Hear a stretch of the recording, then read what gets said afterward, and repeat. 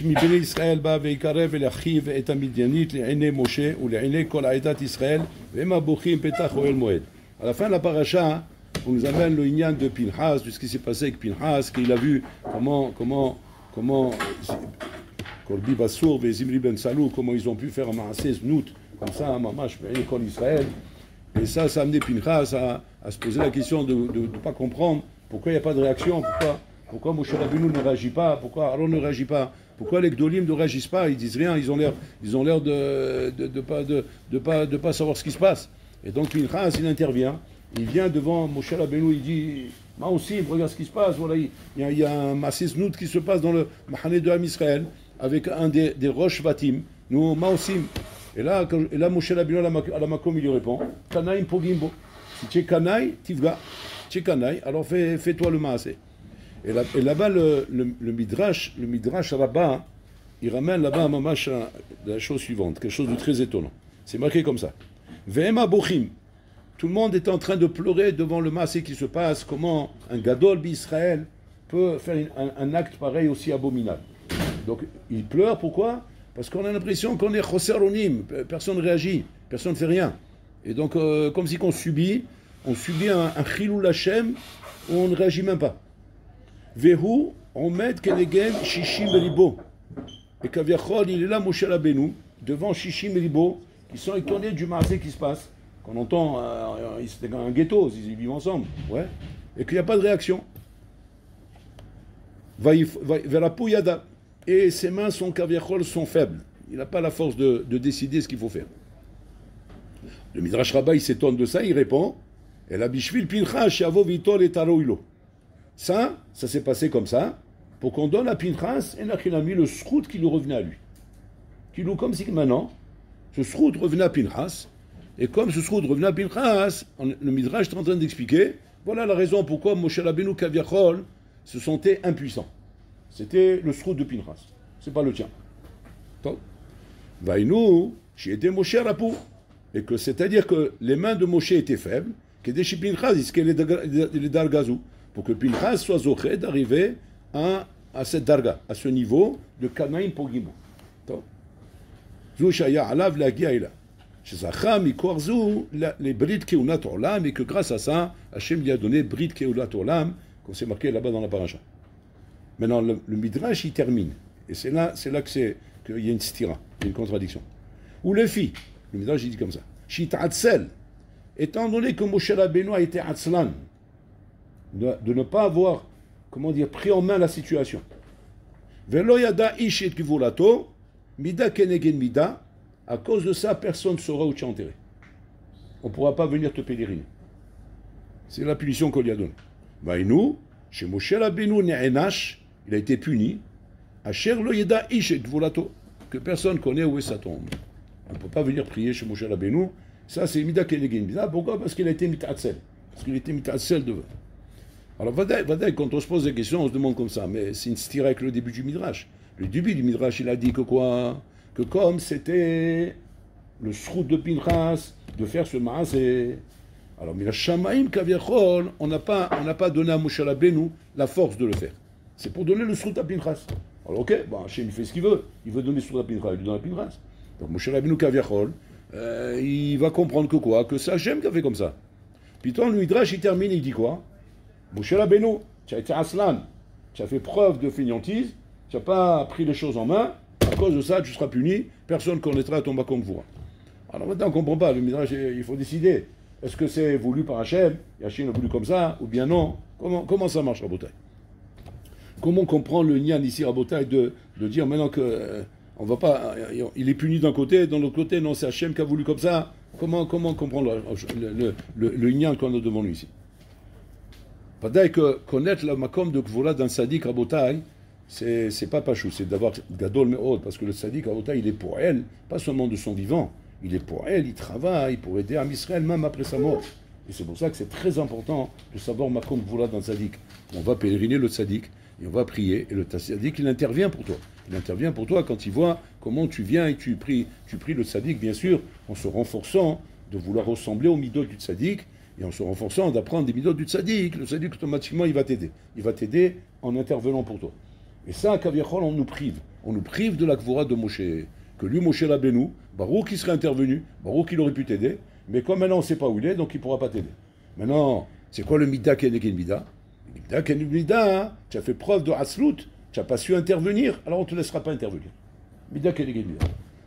C'est-à-dire que là où tu seras prédisposé à intervenir, c'est-à-dire après ta mort dans ton kever, mais on va pénériner, où là-bas tu n'auras aucun problème d'intervenir, parce que là-bas il n'y a plus de midot là-bas.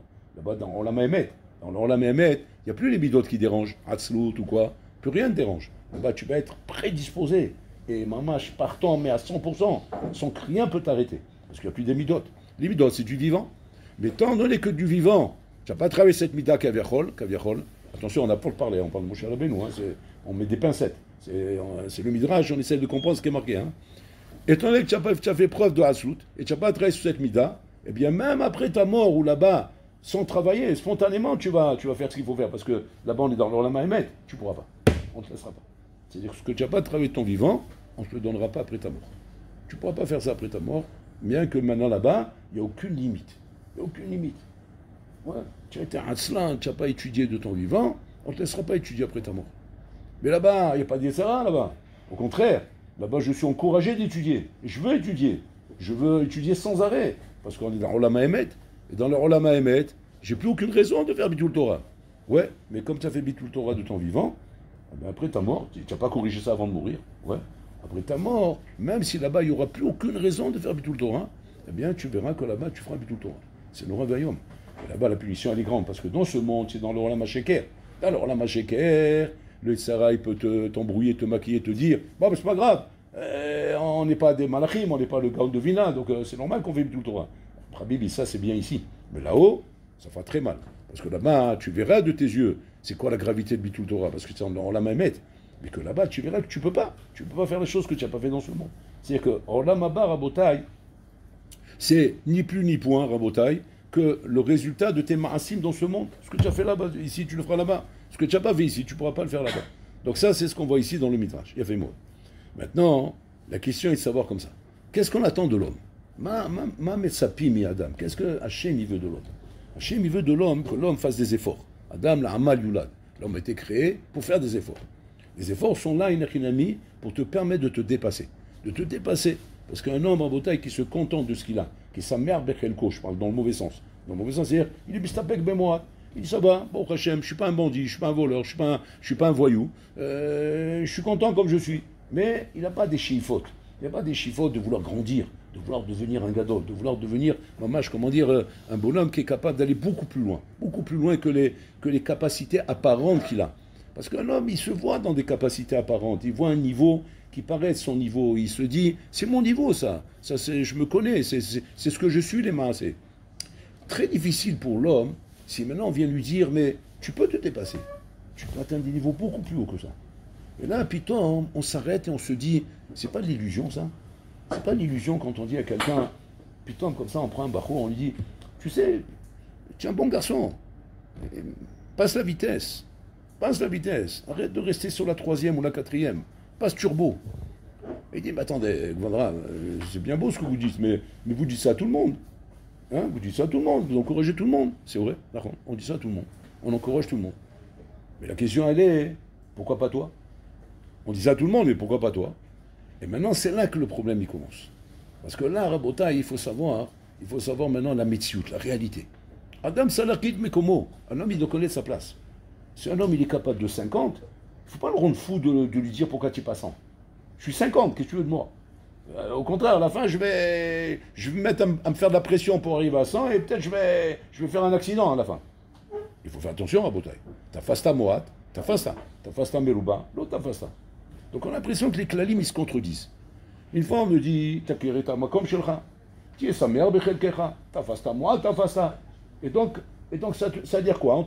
C'est qu'on te tient un discours genre, sauve les meubles. Et sois heureux de pouvoir, entretenir ce que tu as de fort chez toi. Maintenant, de l'autre côté, on tient le discours, quoi. Nous, passe la vitesse, accélère, commence à monter. On fait Azka ma mère, Kal Kanesher, et Allah, cours. Tu dis, attends, bon, mais il faut savoir, c'est quoi, on est en train de me dire, sois content de ton niveau et apprécie ton niveau. On est en train de me dire, mais qu'est-ce que ça attend de courir? Pourquoi tu n'accélères pas? Tu vas dire, d'accord, mais accélérer, pourquoi faire? Pourquoi faire accélérer? Et mon homme, il a une 2 chevaux. Je lui dis, mais accélère. Alors mon homme me dit, mais accélérer, pourquoi faire? Ben pour dépasser la Porsche qui est à côté là. Je vais dire, Habib, c'est une 2 chevaux que j'ai pas une Porsche. Je vais accélérer, ça va un peu plus vite. Mais jamais de la vie, je vais dépasser la Porsche. Qu'est-ce qu'on veut dans la Torah quand les Chachamim nous disent, qu'est-ce qu'ils veulent ici, les Chachamim? Alors regardez bien ce qui se passe. Regardez ce qui se passe. Écoutez bien. Là, les Chachamim veulent apprendre une chose qui est fondamentale. Fondamentale. Qu'il y a chez l'homme le niveau naturel qu'un homme il a par rapport à ses kélim. Un homme, il a des kélim et un niveau naturel. Ça, c'est son niveau naturel. C'est le niveau qu'il a par rapport à ses kélim. Maintenant, il y a le niveau qu'un homme peut atteindre si jamais il fait une accélération. Qu'un homme peut atteindre. C'est-à-dire que, bien sûr, mais siyata d'Ishmaïa, avec l'aide d'Hachem. Parce que là-bas, sans siyata d'Ishmaïa, c'est impossible. Pourquoi? C'est pas tes kélim. C'est pas tes kélim. Ce que tu es capable de faire avec tes kélim, ça c'est chovato be'olamo. Ça c'est ton obligation, ça. Pourquoi? Parce que c'est kélim, on te les a donnés. Ouais. Donc, va dire que si moi maintenant je veux venir et je t'ai donné maintenant pour retourner une montagne de sable, je t'ai donné une pelle, je sais à quoi m'attendre. Je sais que Alvaï, qu'il a réussi à me déplacer de là-bas, ouais, 100 kilos de sable. Pourquoi? Il a une pelle. Mais si maintenant je t'ai donné un tracteur, ouais, taille que je me dis, il a dû tout déplacer. Et si j'arrive et je vois que tu as déplacé que 100 kilos, je dis, Habibi, tu as fait que le tracteur, ce qu'on fait avec une pelle, tu es fatigué ou quoi? Ça, c'est Chovato Be'olam. Ça, c'est votre taille qu'on aura des comptes par rapport à Chovato Be'olam. C'est-à-dire quoi? Tu dois connaître tes kélim, et tu dois savoir que ça, on attend de toi. Et ça, tu ne peux pas être en dessous de ça. En dessous de ça, ça ne commence pas. C'est-à-dire que tu étais en sous-régime, pas shoot, tu n'as pas été rentable. Tu n'as pas été rentable dans l'affaire. Donc là, il y a un problème. Tu auras des comptes à rendre au patron. Ça, c'est normal. Maintenant, il y a autre chose. Tu peux passer de l'appel au tracteur. Ah bon? Quoi, on peut remplacer mes kélim? Ouais. On peut remplacer tes kélim. Comme c'est marqué. Kol Yisrael Eshlem Chelek Olam Haba. On a tous Chelek Olam Haba ou Bageinam. On a Chelek Olam Haba ou Chelek Bageinam. La Gemara dit là-bas comme ça. Im Zacha vechavero lo Zacha. מקבל חלק בגן עדן שלו וחלק חברו בגן עדן. אם לא זכה, מקבל גיהינם ומקבל חלק חברו בגיהינם. C'est-à-dire que un homme, Rabotai, quand Kaviachol, il a réussi dans la vie, ouais, il a réussi dans la vie, il y a deux niveaux de réussite. Il y a ton Chelek Olam Haba, il y a Chelek Chavero, l'autre il a loupé son Chelek lui. Ouais. Et ce Chelek de Chavero, tu peux le prendre toi, tu peux être Zoché. C'est-à-dire tu peux être Zoché, Nachinami, de récupérer les kélim qui n'ont pas été utilisés dans ce monde. Les kélim qui n'ont pas été utilisés dans ce monde de la part de qui? De la part des batlanim, de la part des bonhommes rabotaï qui n'ont pas, comment dire, qui n'ont pas cherché à utiliser leurs kélim. C'est-à-dire qu'il y avait un bonhomme à côté ici. Lui, on n'arrêtait pas de lui dire, le futur gadol adore, qu'est-ce que ça attend de travailler? Mais il ne travaille pas. Maintenant, moi, je ne suis pas gâté comme lui. Je n'ai pas les kélim qu'il a lu. Moi, j'ai une pelle. Mais lui, il avait un bulldozer, il avait un tracteur. Maintenant, il ne s'est pas servi de son tracteur. Mais moi, j'avais une pelle. Maintenant, les maassés, ma pelle, ça restera une pelle. Je dis simplement, j'ai de la peine de voir comment le bonhomme, il a un tracteur, et moi, je passe tracteur, et je fais que ce que je fais avec la pelle. Ça, c'est une chose. Si jamais, Nachinami, tu es les siyata d'Ishmaïa, eh bien, Bachamaïm, on ne laissera pas longtemps le tracteur sans être utilisé, on te le donnera à toi. On te le donnera à toi. Et c'est comme ça qu'un bonhomme, pitom, il décolle. Pitom, il décolle. Maintenant, ça dépend de quoi, ça? Ça dépend de ce que les Chachamim nous disent, avec Azkanamer, Kalkanesher, Dipor Karié, Ras Katsevi. Qu'est-ce que les Chachamim veulent là-bas?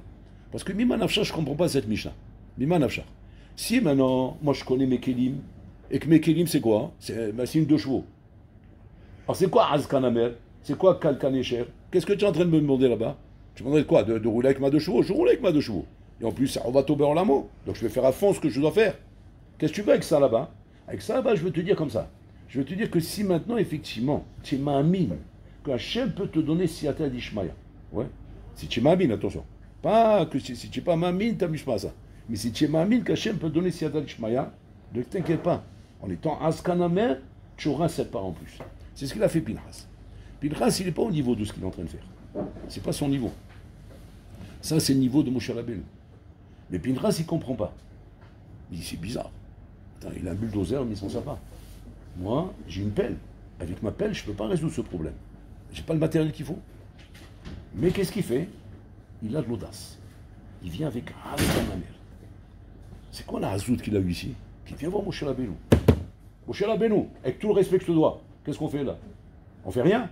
On laisse comme ça? Wow, c'est la hazout ça. C'est un scandale. Pourquoi c'est la hazout? Qui t'a demandé l'heure? De quoi tu te mêles? Tu sais très bien qu'il y a des gdolim ici. Les gdolim, ils savent ce qu'il faut faire. Et s'ils font pas, eh ben c'est qu'il ne faut rien faire. J'en sais rien en tout cas. En tout cas, je ne sais pas à quoi te répondre. Mais toi, avec ta pelle, reste tranquille. Parce qu'avec ta pelle, de toute façon, tu ne peux rien faire. Alors qu'est-ce que tu veux? Pourquoi tu t'agites? Pourquoi tu t'excites? Manafkamina. Et là, c'est ce que le Midrash va nous apprendre. Qu'en fait, que Pinchas, il vient avec de l'audace. Il vient avec la hazout. La hazout, c'est-à-dire qu'il vient, kaviachol, se présenter à un poste qui n'est pas le sien. Et il vient demander, qu'est-ce qu'on fait? Et là, Piton, regardez comme ça, dessous. Moshe Rabbeinu kaviachol, Piton, il lui répond, Kanaim Pogimbo. Et là, le malin, on ne le comprend pas. Mais quand il te dit qu'est-ce qu'on fait, tu sais très bien que lui, il a une pelle. Et toi, tu sais bien que tu as le tracteur. Ou une bulldozer. Donc ça veut dire quand on te dit qu'est-ce qu'on fait, ça veut dire, fais ce qu'il faut faire toi. C'est toi qui as le bulldozer. Mais ici, Piton du Midrash, qu'est-ce qu'il me dit? Non. Puisque tu étais Hatzel, et tu n'as pas su de toi-même faire ce qu'il fallait faire, et que lui, il a fait preuve de Hazout, Notimlo est à bulldozer et lui, il va le faire. Ça fait peur, Rabotai. Ça fait très peur. C'est-à-dire qu'un bonhomme, Rabotai, il a comme ça deux vitesses dans sa vie. Il a d'un côté, Rabotai, la vitesse normale qui est Chovato Be'olamo, la Kiret Mekomo, connaître sa place. Ça, c'est Keneged Ayesara. C'est quoi Keneged Ayesara? C'est-à-dire ne sois pas en dessous de ton niveau. Si tu vois que maintenant que Yesara s'amuse à te mettre en dessous de ton niveau, Chovato Be'olamo. Oh, attention, on t'attend avec ta pelle. Hein. Ce que tu dois faire avec ta pelle, c'est de remplir la brouette. Il faut la remplir, la brouette. Si jamais tu viens après 120 ans, la brouette, tu ne l'as pas remplie, on va t'éclater. Toi, la pelle et la brouette. Ça veut dire pourquoi? Parce que tu n'as pas fait ton devoir. Ça, c'est Chovato Be'olamo. Mais maintenant, il y a une deuxième vitesse. C'est quoi? C'est Azkanamer. C'est-à-dire que si maintenant, effectivement, tu vois que tu as une émouna, tu as une ambition, tu as de l'ambition, ne va pas louper ton ambition. Ne va pas te louper. Et de croire maintenant, mais à quoi ça me sert d'être ambitieux? À quoi ça me sert de vouloir passer la vitesse? J'ai qu'une 2 chevaux. Ça ne va pas devenir une Porsche. Ça ne va pas devenir une Ferrari. Ça reste qu'une 2 chevaux. Non. Là, on t'explique que tout de suite que quoi? Tu auras un Siyata Ishmael. Et c'est quoi la Siyata Ishmael? Que Nachinami. Il y a des bulldozers qui sont en voie de garage, qui ne sont pas utilisés dans la vie. Il y a des gens, autour de nous, Rabotai, qui ne mettent pas à fond leur cocotte. Ça, on le voit dans chaque marzor de Yeshiva. Chaque marzor de Yeshiva, tu as des bonhommes, Rabotai, qui se bagarrent, d'autres qui sont très capables, qui peuvent se bagarrer, ils ne se bagarrent pas, Rabotai. Ils ne font pas d'efforts. Eh bien, le bulldozer, on te le donne. Pourquoi? Parce que tu as été Hazkanamer. Mais ça, il faut de la hazout, Rabotai. Il faut oser être Hazkanamer. Adam, Rabotai, un homme, Rabotai, qui est Chovato Be'olamo, et qui fait des efforts à Botaï, mais pas Azkanamer, ou bien qui fait Chovato Be'olamo, mais qui n'est pas Gibor Kari, ou un bonhomme qui fait Chovato Be'olamo, mais qui n'est pas Ras Kasvi, c'est un bonhomme qui ne se dépassera jamais dans la vie. Il fera Chovato, il fera son devoir, comme un fonctionnaire, il fait son devoir. Après 120 ans, on lui donne sa part au Olamaba. Mais par contre, ce que tu aurais pu atteindre, ça, Habibi, c'est une perte à tout jamais. Perte à tout jamais. Tu as perdu la gadoute que tu peux avoir ici. Cette gadloute-là, elle ne vient pas comme ça à Rabotai. Un homme ne doit pas s'attendre à ce que ça lui tombe sur la tête, comme il nous disait Rafrakin. Il dit, sois pas comme le juif au Maroc, comme l'arabe au Maroc, pardon. Comme l'arabe au Maroc qui se met en bas du cocotier et qu'il attend que la cocotte minute, pendant que le coco il descend. Les touristes, ils viennent, ils voient le bonhomme en bas du cocotier, de notre coco, il lui dit, hey, Mohamed, on veut une noix de coco. Maintenant, il fait chaud, il faut qu'il monte sur l'arbre. Il n'a pas la force de monter sur l'arbre. Il dit, on attend. Il dit, qu'est-ce qu'on attend? Ah ben, on attend qu'il tombe. Et quand il tombera, alors je vous la vends. Mais en attendant, il est là-haut. Alors, enfin, il dit, sois pas comme Mohamed là-bas en bas de l'arbre, qui attend que le cocotier il descend. Il faut monter. Il y a des fois, il faut monter sur l'arbre. Là, c'est pareil. N'attends pas que la vie te sourit. Il faut des fois, Rabotai, être ambitieux. L'audace. Et prendre ta vie en main. Prends ta vie en main. Laisse pas la vie. N'attends pas que la vie te sourie. N'attends pas qu'un jour on te prenne comme ça par la main, on te porte et on te met sur le kissé à kavod. Des fois, il faut avoir l'audace. Il faut avoir l'audace. Il faut avoir le corps du harrier, la zou du namer, le ras katsevi, pour arriver et se mettre en avant et se mettre là-bas pour arriver à voir le srout d'obtenir Rabotai une place que peut-être que jamais de la vie on m'a donné cette place Rabotai. Les gens audacieux, Rabotai, sont les gens qui ont réussi à se dépasser dans la vie. Et dans la vie, comme ça, tu as en fait, tu as trois sortes de personnes. Tu as le bonhomme qui s'est loupé, bon, que lui-même, Chovato, il n'a pas rempli. Même l'appel, il s'en est pas servi. Tu as le bonhomme Rabotai qui ne s'est pas loupé, mais qui ne s'est pas dépassé. Donc lui, il s'est servi de sa pelle, il a rempli la brouette. Il aura son sera, le sera de la brouette. Et tu as le bonhomme qui s'est dépassé. Az Kanamer. Celui qui a compris que quoi? Que les opportunités sont données à l'homme. Et donc si je vois que Hachem Kaviachol me donne ses korotes, je teste, je vois que j'ai ces korotes. C'est pas que je suis en train de me faire du laratz, c'est pas que je suis en train de m'exploser, je suis pas en train de me faire du mal. Non, je sens que j'ai les korotes. Je suis pas dorek et tacha, c'est ça que je veux dire. Je suis pas dorek et tacha. Dorek et tacha, c'est-à-dire que je force la chose. Je force la chose, mais je n'ai pas ces korotes. Là, à ce moment-là, on te dit, ta face à moi, ta face à. Ta face à Meroubal ou ta face à. Mais quand je vois que, oui, j'ai les forces, je vois, quand je veux, je peux. Seulement, je me bouscule pas. Et pourquoi je me bouscule pas? Parce que je me sens en règle avec ma pelle. Je sens que je remplis la brouette. Et ça, c'est mes chovot, c'est mes obligations. Je remplis mes obligations. C'est vrai, mais en attendant, tu loupes la gadoute que tu aurais pu avoir ici. Tu aurais pu, maman, décoller et devenir un gadol en bouteille. Il faut savoir une chose. Quand un bachour vient à la yeshiva, il vient sur le terrain propice Rabotai, pour devenir un gadol. C'est-à-dire, dehors, tu peux dire, je n'étais pas sur le terrain, propice pour devenir un gadol. J'étais dehors. Bien que même là-bas aussi, tu peux avoir une ouverture qui peut t'amener, mais c'est plus rare. Ça peut exister, mais c'est plus rare. Mais quand je suis dans une yeshiva, j'ai pu arriver à la yeshiva déjà. Ça, c'est pas. Ne croyez pas que c'est quelque chose qui est pas shoot, qui est mouvant, mais là, qu'on arrive à l'Yeshiva. Les gens, ils s'imaginent, ben non, je prends l'avion, je suis arrivé, voilà, je suis arrivé. Tu rigoles, quoi. Tu vois, sur le passage, comme ça, on t'a laissé passer. Et là, ça veut dire qu'il y a eu un nez qui s'est passé ici. Tu as réussi à arriver à l'Yeshiva. Et Pastam, bref, il dit que chaque barreau qui arrive à l'Yeshiva, il est Safek Gadol Ador. C'est-à-dire qu'il y a maintenant un terrain sur lequel tu te trouves ici, où tu peux arriver au Az Kanamer. Ras Katsevi, Gibokari. Et là, tu peux pitom découvrir chez toi des korotes que tu avais, mais qui étaient en sommeil, et que pitom peuvent exploser et te rendre un gadolador. Et c'est comme ça que les gdoliadors, ils sont devenus gdoliadors à Boutaï. Ils ne sont pas devenus gdoliadors parce que quand ils sont nés avec une étiquette sur le front, gadolador. Non, ça aurait pu être à Boutaï, ça aurait pu être un rigolo, comme tous les rigolos de son âge. Et devenir un bon juif à la fin, qui respecte Shabbat, qui mange kasher, qui est marié, qui a des enfants, et qui, Baruch Hashem, il respecte bien sa vie juive, sans aucun problème, Rabotai. Mais par contre, le décollage exceptionnel qu'il aurait pu avoir, bon, il n'a pas eu.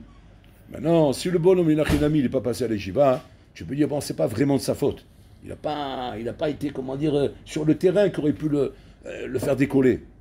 Pour qu'un avion il décolle, il faut qu'il soit sur le terrain de décollage. Il ne peut pas décoller si dans le hangar. Ouais. Il faut être sur le terrain de décollage. Le terrain de décollage, c'est la yeshiva. Tu étais sur ce terrain. On t'a mis là-bas. C'est pas que tu étais dans le hangar.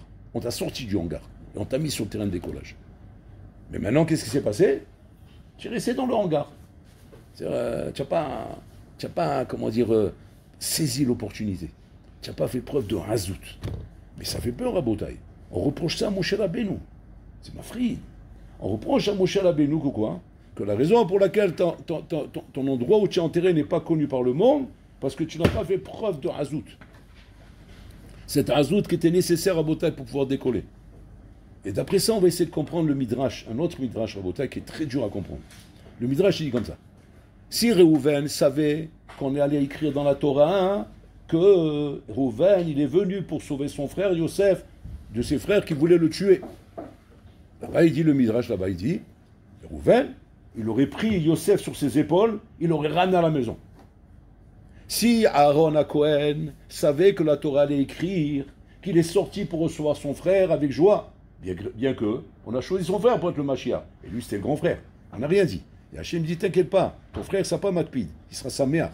Si Aaron savait que la Torah allait écrire ça sur lui, c'est marqué là-bas, il serait sorti Betoupim ou Mimcholot, avec un tambourin en train de danser devant Moshe Rabbeinu.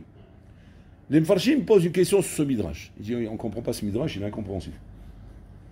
Mais si jamais ils avaient fait ça parce que la Torah allait écrire ça sur eux, mais jamais la Torah elle aurait écrit ça, c'est pas émettre.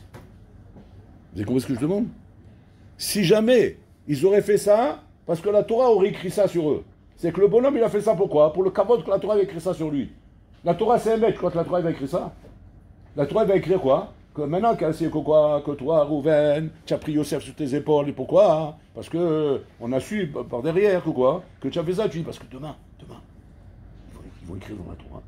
Et dans la Torah, ils vont parler de moi, Rouven, oui. Il y aura un article, il y aura un article dans Pentateuch. Ouais, il y aura un article là-bas. Et dans cet article, là, on va marquer Rouven et on va dire là-bas, Rouven, il a pris Yosef. Wow. J'ai trop envie de ça, tu rigoles, j'ai trop envie de ça. J'ai trop envie de cet article. Bon, je vais le prendre sur mes épaules. Et je vais me battre contre tous mes frères parce que ce sera trop beau ce qu'on va écrire dans la Torah. Mais dis-moi, tu rêves ou quoi? Jamais la Torah elle écrira une chose pareille.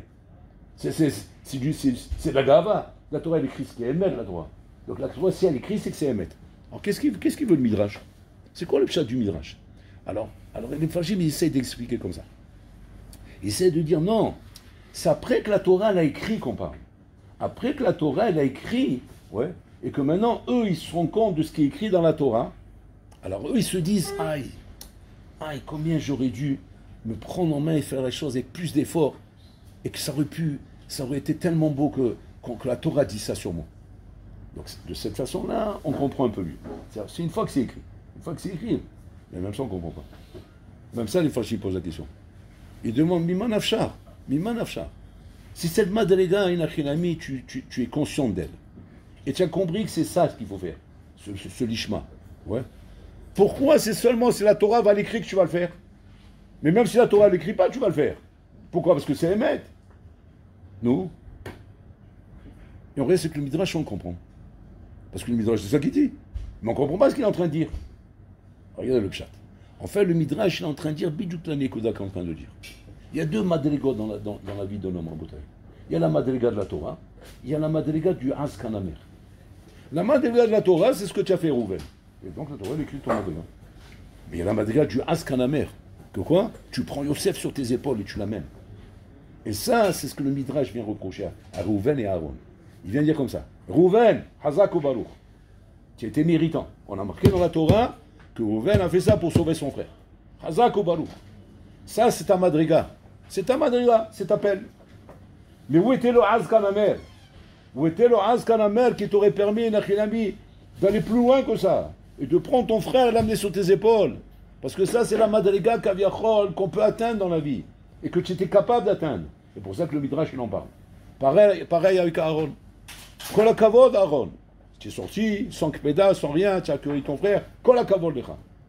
Mais regarde ce que la Torah, elle aurait pu dire sur toi.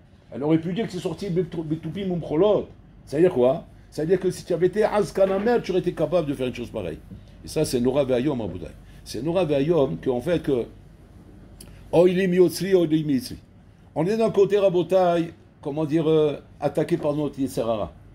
L'attaque du Yetzerara, c'est pour te faire louper ta pelle et ta brouette. Le Yetzerara, c'est là-bas qui t'appelle.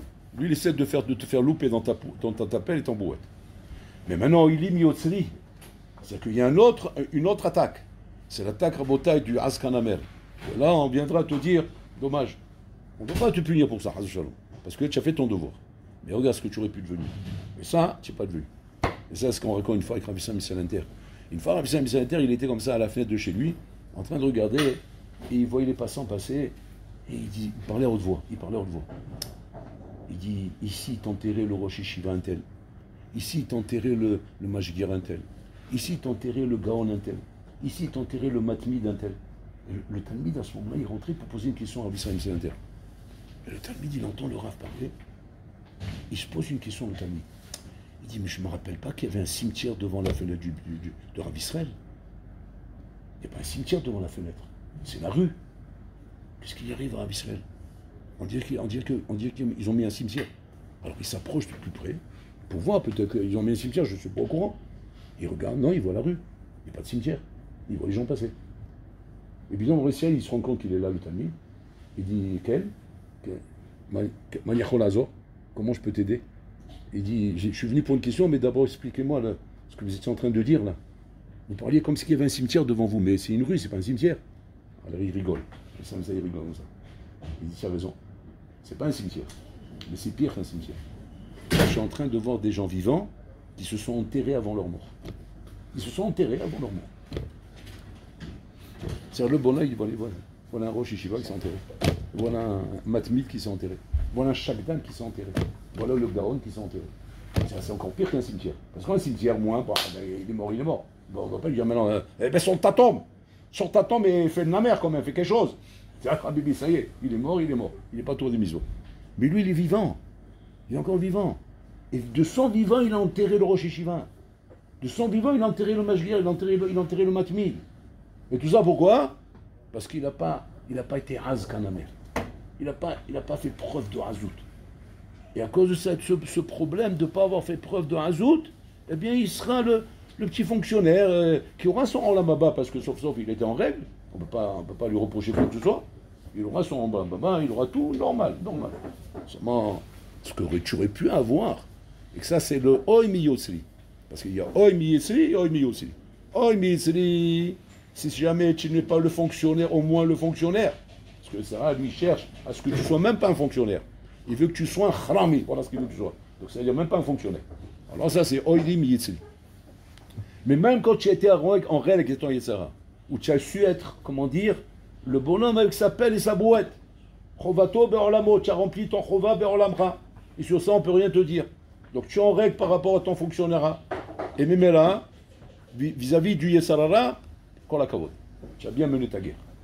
Mais maintenant, il dit Miyotzeli, que quoi? Que maintenant, dommage, tu étais sur un terrain propice.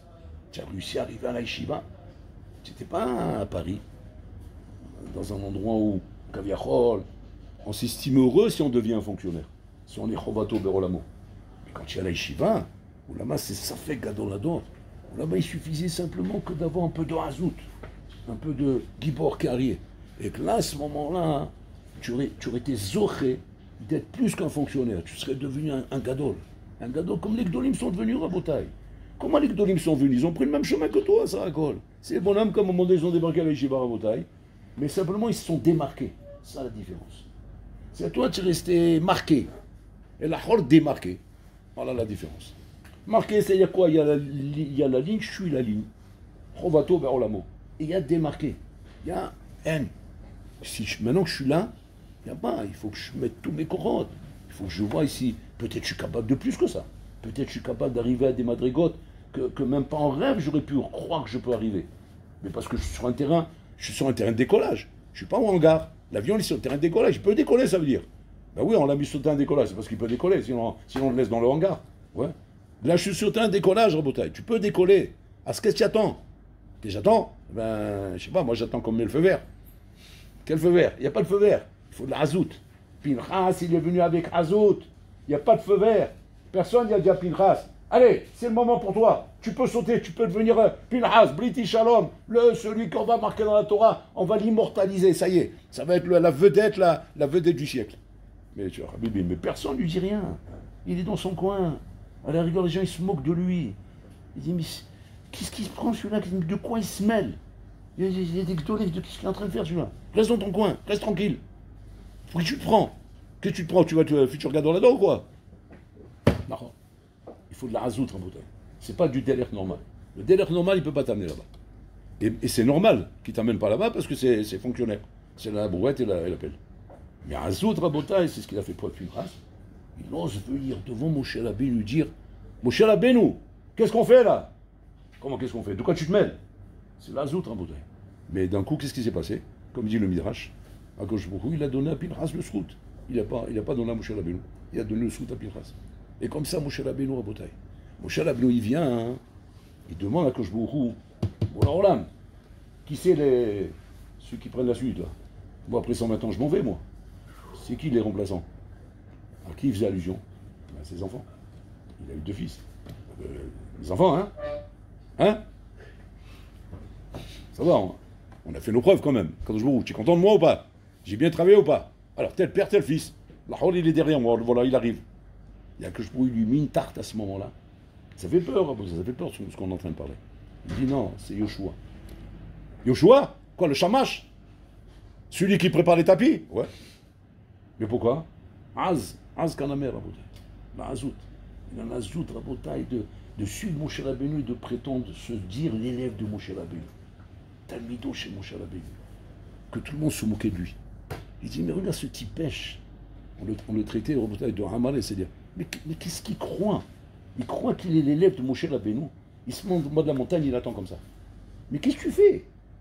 Pour qui tu te prends? Il y en a qui l'aiment. Azkanamer. Azkanamer, qu'est-ce qu'il y a valu Rabotai? Mais ça y a valu Rabotai, l'apocalypse du siècle. Piton, le Shamash, c'est lui qui va devenir le manique de Ham Israël. Oh. Et ça, c'est des scoops dans la Torah Rabotai qui nous apprennent combien il faut être. Il faut pas avoir peur, il faut décoller.